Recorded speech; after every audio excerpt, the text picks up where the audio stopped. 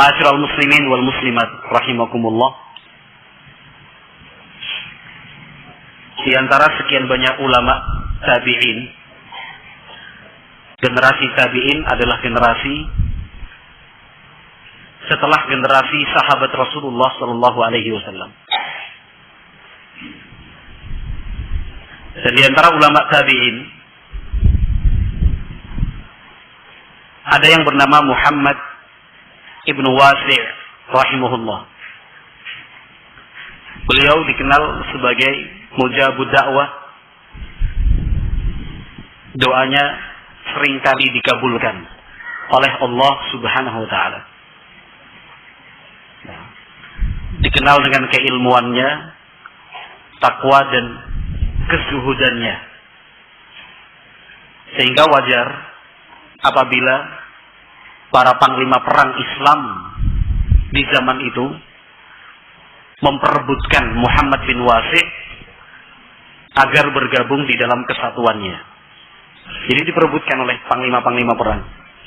Nah, seorang ulama besar.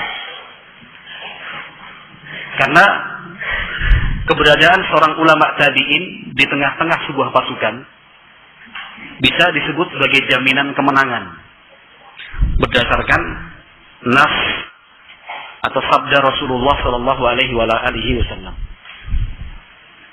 Sebuah pasukan yang di dalamnya ada satu orang sahabat atau satu orang tabi'in atau yang berikutnya satu orang tabi'ut tabi'in, Allah akan berikan kemenangan untuk pasukan itu. Ini Muhammad bin Wasi' seorang tabi'in. Lebih-lebih lagi tadi seperti yang saya sebutkan, dikenal dengan keilmuan, ketakwaan dan juga doanya yang sering dikabulkan. Akhirnya diperebutkan oleh panglima-panglima perang ketika itu. Nah, dalam sebuah pertempuran, Muhammad ibn Wasi' rahimahullah akhirnya bergabung dalam kesatuan yang dipimpin Panglima Al-Muhallab rahimahullah.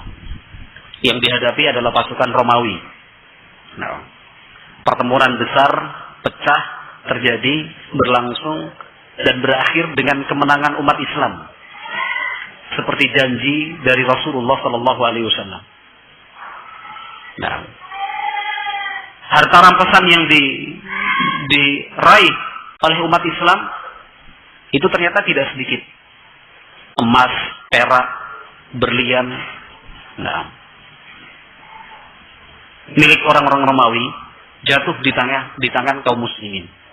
Nah, orang Romawi bisa dipukul mundur, bahkan benteng mereka ditaklukkan, dikuasai oleh umat Islam. Tibalah saatnya membagi-bagikan harta rampasan perang itu. Nah, oleh Panglima Al-Muhallab dibagi-bagi sesuai dengan syariat Islam, tuntunan yang diajarkan dan dibimbing oleh Rasulullah sallallahu alaihi wasallam, dibagi-bagi. Masalah kemudian muncul ketika salah satu harta rampasan perang yang harus dibagi adalah sebuah mahkota. Sebuah mahkota milik seorang pangeran Romawi. Nah, yang harganya begitu tinggi. Nah, karena mahkota itu ternyata bertatahkan zamrud dan berlian. Bahan dasarnya adalah emas murni. Bayangkan emas murni. Mahkota itu ya, seorang pangeran. Nah, ini menjadi sebuah masalah. Kenapa? Siapa yang berhak mendapatkan mahkota ini sebagai rampasan perang? Mendapatkan nilai yang sebanding. Nah, Panglima Al-Muhallab dan para pembantu utamanya kemudian berdiskusi siapa yang kira-kira berhak mendapatkan ini. Sampai akhirnya Panglima Al-Muhallab rahimahullah mengatakan, maukah kalian aku perlihatkan, aku buktikan bahwa di zaman seperti ini, pada waktu-waktu ini masih ada hamba Allah Subhanahu wa taala yang sama sekali tidak tertarik sedikit pun dengan mahkota yang begitu berharga. Nah, para panglima perang berpikirnya seperti berpikirnya keumuman orang. Nah, siapa yang kira-kira tidak mau dengan harta yang begitu mahal dan berharga seperti ini? Nah, Tapi sang panglima mengatakan masih ada orangnya. Kalau kalian tidak percaya, panggil Muhammad bin Wasi' rahimahullah. Nah, cari. Memang memerlukan waktu yang cukup lama untuk menemukan Al-Imam Muhammad bin Wasi' rahimahullah, karena memang beliau senang menyendiri.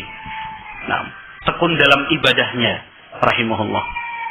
Nah, setelah ketemu, dipanggil oleh sang panglima, datang menghadap Panglima Al-Muhallab, kemudian menyampaikan, wahai Muhammad bin Wasi', kami diceritakan semua tadi prosesnya.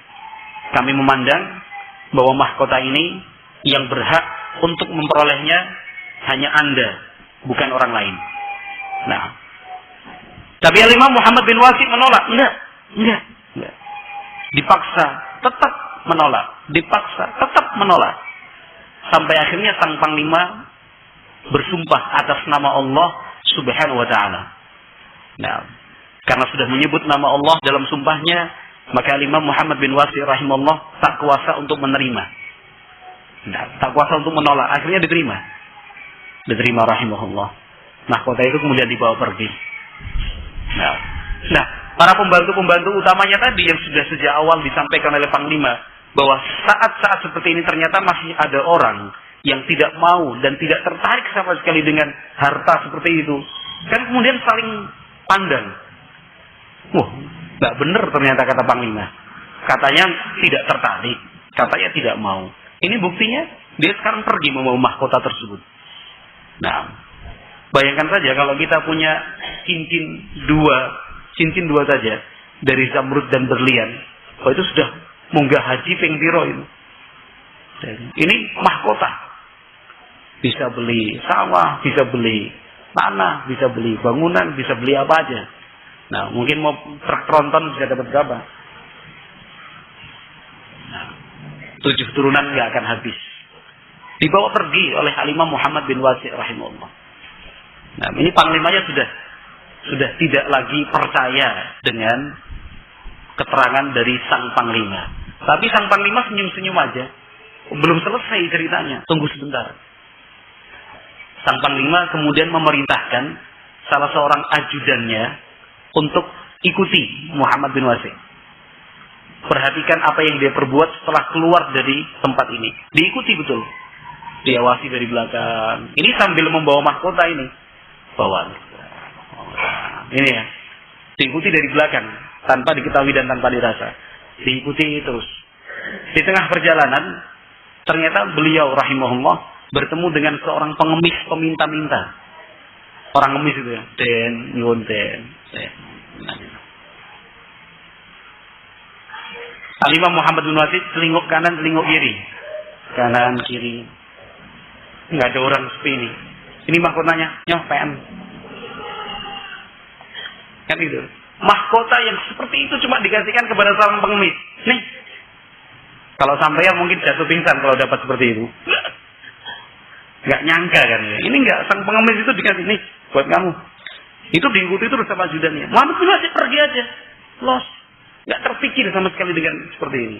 Tapi pengemisnya terus ditangkap sama ajudan panglima. Bentar. Ikut. Dibawa menghadap. Ceritanya mahkota itu kemudian dikembalikan kepada Panglima Al-Muhallab. Sementara sang pengemis tetap diberi uang sebagai penggantinya. Kan itu. Untuk menjaga perasaan dia. Kemudian diminta bercerita. Itulah ceritanya seperti itu. Nah, ikhwati fillah, ma'asyiral muslimin wal muslimat rahimakumullah. Ini hanya satu cerita dari sekian banyak cerita tentang para ulama kita, bagaimana mereka mengajarkan dan membimbing kita untuk benar-benar menjadi hamba yang ikhlas. Benar-benar menjadi hamba yang ikhlas. Berbuat, berjuang, berkarya, beramal, bekerja, beribadah, seluruh aktivitas kita semuanya lillahi rabbil alamin. Jadi betul-betul lillahi ta'ala. Bukan hanya di lisan saja, tetapi memang pada prakteknya dibuktikan lillahi ta'ala. Memang untuk Allah saya berbuat.